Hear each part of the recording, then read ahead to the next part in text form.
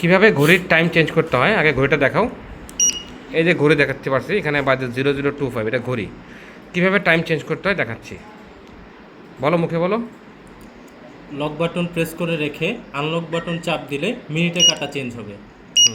দেখাও। আচ্ছা, এই যে 26, 27 চেঞ্জ হচ্ছে না? আর আমি যদি ওইটা চেঞ্জ করতে চাই, লক বাটন প্রেস করে রেখে বিদ্যুৎ চিহ্ন বা চাবি চিহ্ন বাটন প্রেস করলে ঘন্টা চেঞ্জ হবে। দেখি। Very good. আচ্ছা, রিমোটের ডিসপ্লে দেখে কি আছে একটা দেখা দাও। রিমোটের ডিসপ্লে দেখা যাচ্ছে বাইকের battery voltage, sensitivity level, bike lock কিনা আনলক, আর মাঝখানে যে স্পিকার সাইনটা, এটা হচ্ছে রিমোট মিউট বা আনমিউট, যে মানে আপনার রিমোটটা সাউন্ড করবে নাকি সাউন্ড করবে না এটা চিহ্ন। আচ্ছা আচ্ছা।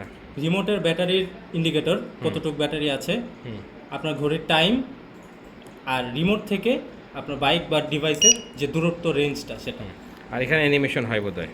জি বস। আর এখানে দুইটা চিহ্ন দেখতে পাচ্ছি আমরা, যে ঘড়ির ঠিক নিচে, এটা হচ্ছে হ্যাজার্ড লাইট, যখন অন করা হবে তখন এটা জ্বলবে।